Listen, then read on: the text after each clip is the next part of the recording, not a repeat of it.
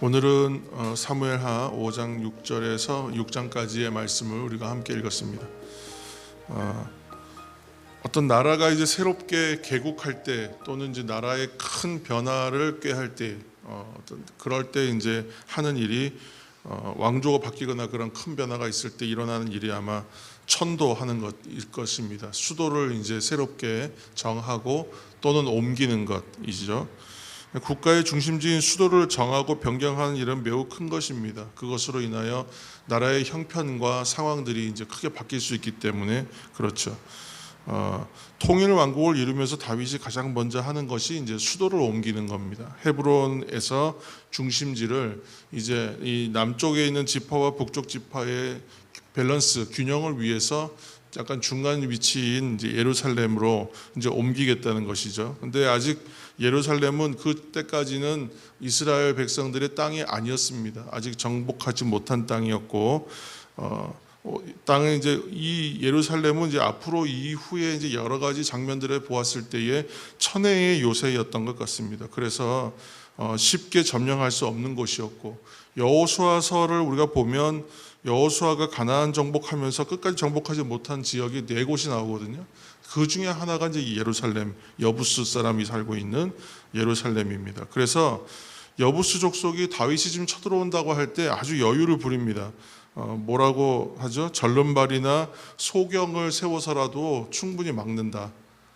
이렇게 얘기할 정도로 이렇게 난공불락의 땅이라는 거죠. 그래서 지난 1000년 동안 뺏기지 않은 땅을 그렇게 쉽게 뺏기지겠느냐 이제 이렇게 얘기하는 것이죠. 그래서 아브라함 때부터 시작해서 가나안 땅에 대한 약속, 하나님께서 주신 약속을 생각하면 거의 1000년 동안 이 땅이 이스라엘 손에는 아직 들어오지 않은 땅이었습니다. 그런데 굉장히 쉽게 이제 우리 이제 역사의 내용을 보면 하수도 이렇게 도시에 하수도가 있었대요. 하수구가. 그래서 하수구로 소수병력만 데리고 들어가서 단숨에 점령해 버립니다.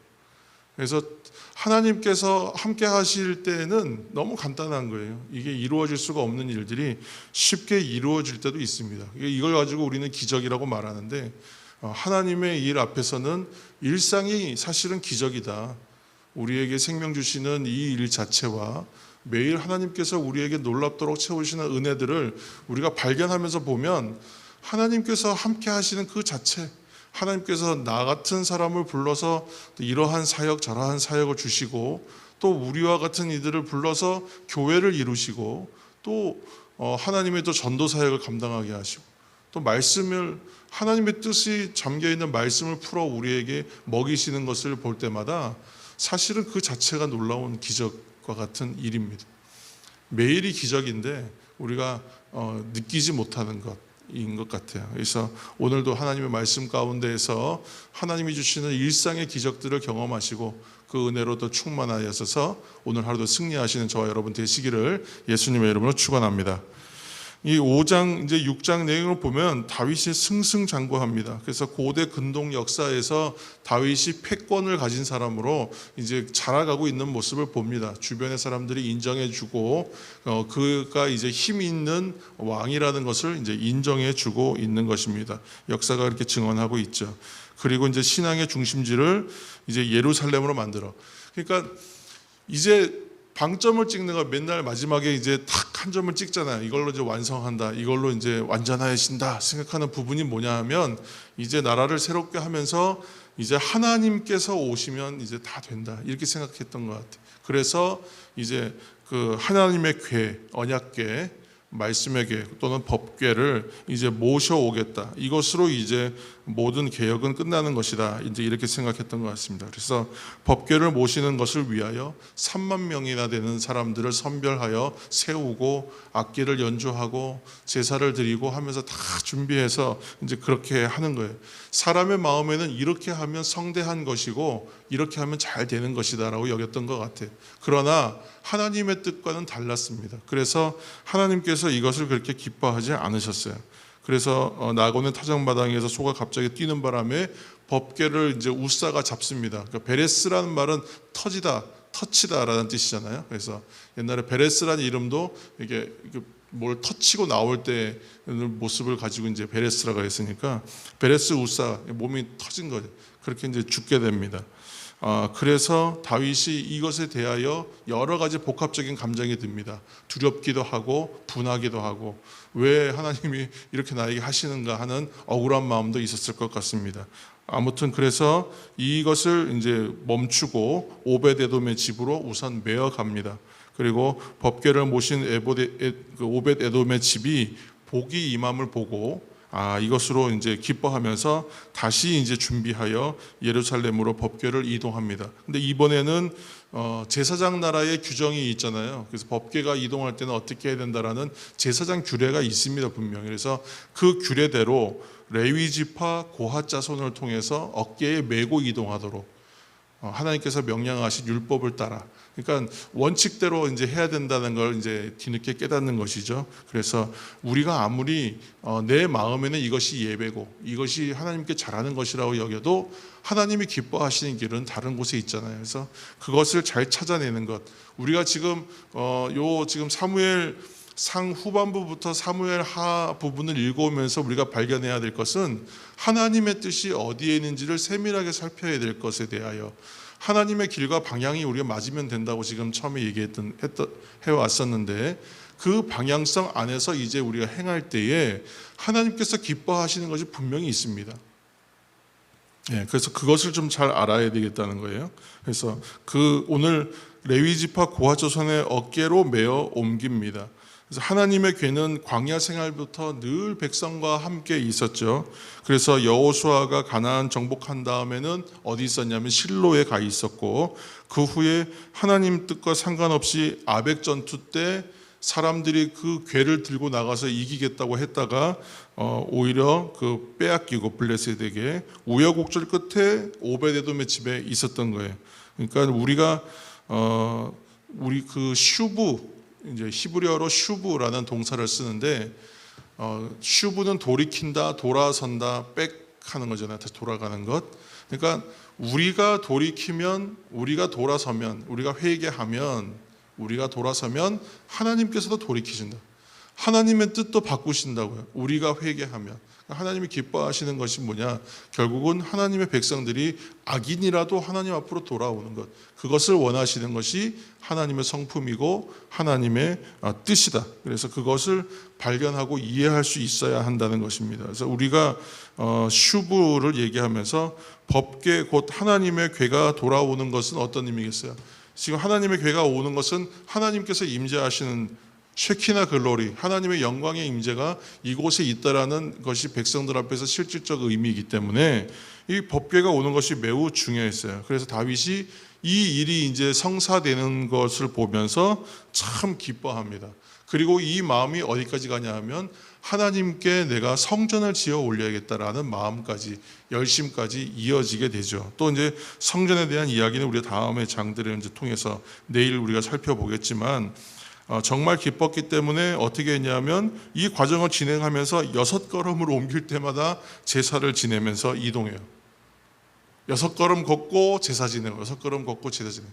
성경 잘 읽어보면 얼마나 지금 다윗이 이걸 보면서 기뻤는지. 그리고 맨 마지막에는 아주 그냥 모든 체면 다 내려놓고 할 수 없는 거, 왕이 할 수 없는 거 춤을 막 춥니다.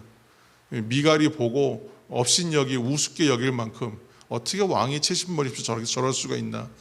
아버지 때부터 사실은 왕은 굉장히 권위 있게 하고 무섭게 하고 그렇게 세웠던 왕의 권한이 있었잖아요. 근데 그 모습과는 전혀 다른 모습으로 나타나니까 그것을 이제 미갈이 보고 업신여기는 마음이 들 정도로. 그러나 그가 어떤 마음으로 지금 하나님 앞에 이 궤에 대하여 마음이 어떻고 하나님을 향한 마음이 어떤지를 알면 이해할 수 있었을 것 같아요. 그래서 이러한 다윗과 하나님께서 결국은 다시 이제 언약을 맺으시게 됩니다. 그래서 내일 우리가 그 내용들을 살필 것입니다. 사랑하는 성도 여러분, 많은 인생의 일들과 과제들이 있지만 그 가운데 진심으로 소망하고 원했던 일들이 또 분명히 있을 것입니다. 그런데 그 일들이 이루어진다, 어떤 문제가 해결된다, 여러분 한번 생각해 보시기 바랍니다. 그때의 어떤 만족과 감격과 어떤 기쁨, 그것은 얼마나 큰 것이겠어요, 그렇죠? 그렇기 때문에 오늘 다윗은 그 예루살렘을 민족 통합의 수도로 삼고 그곳에 이제 하나님께서 임재하여 오신다, 하나님께서 돌아오셨다, 이렇게 생각하니까 너무 감격적이고 기뻤던 것입니다. 사울이 역사적 평가에 의해서도 이렇게 얘기합니다. 사울은 급조된 왕이다. 그래서 광야를 거치지 않았기 때문에 그는 완성되지 못한 사람들이 세웠던 왕이었다면, 오늘 다윗은 광야에서 처절하게 하나님을 알아가는 시간을 통해서 온전하게 하나님이 세우신 왕으로 세워지고 있다라고 이제 역사는 또 평가하고 있습니다. 히브리어 중에 야다라는 단어가 있습니다. 야다는 알다라는 뜻인데, 야다라는 이 단어의 안다는 뜻은 부부간에 세밀하게 아는 것, 깊은 곳까지 세밀하게 아는 것을 야다 그러죠. 그러니까 사울은 하나님을 알지 못했고, 그런 의미에서 야다하지 못했고, 다윗은 광야 생활을 통해서 하나님에 대해서 알고 왕으로 시작합니다. 그러니까 이 차이가 분명히 있습니다. 그래서 오늘 우리가 하나님의 뜻을 묻고 하나님께서 기뻐하시는 성도의 삶의 방향성을 가지고 살아가되, 매일의 삶 가운데에서 하나님과 교제하고 동행하며 야다, 하나님에 대해서 알아가는 시간, 그것이 바로 우리가 기도하는 시간이요 예배의 시간일 줄로 믿습니다. 그리고 이 시간이 일상이 기적으로 변화되는 놀라운 은혜의 시간이라는 것을 여러분 기억하시기 바랍니다. 오늘 나의 인생에, 또 우리 가정과 나의 직장에 어떤 일들이 또 있겠습니까? 그 일들이 때로는 고난일 것입니다. 때로는 감사한 일들일 것입니다. 여러분들은 이러한 일들을 어떻게 맞이하고 어떻게 감당하시겠습니까? 그냥 뭐 있는 일이고 늘상 오는 일이니까 그냥 그렇게 맞아들이겠습니까? 아니면 그 일들 가운데에 역사하시는 하나님을 발견하시면서 매일이 정말 놀라운 기적의 연속이구나, 그 은혜를 좀 감당하고 만끽하시면서 그렇게 인생을 더 풍성하게 사시겠습니까? 우리가 어떻게 보느냐, 관점의 변화에 따라 인생은 전혀 다른 인생으로 우리에게 펼쳐질 것입니다. 지금껏 이렇게 살았기 때문에 앞으로도 그냥 그렇게 살면 되지가 아니라, 지금껏 그렇게 살지 못했다면 앞으로는 그렇게 살아야 할 것이고, 지금껏 제대로 살았다면 앞으로는 더 제대로 살아야 하는 것이 성도의 삶입니다. 오늘 이후의 삶이, 특별히 오늘부터 그렇게 하나님의 뜻을 잘 발견하시면서 하나님께서 예비하신 은혜를 충만하게 누림으로 매일을 하나님이 주시는 기적과 같은 인생을 살아내시는 저와 여러분이 되시기를 예수님의 이름으로 축원합니다.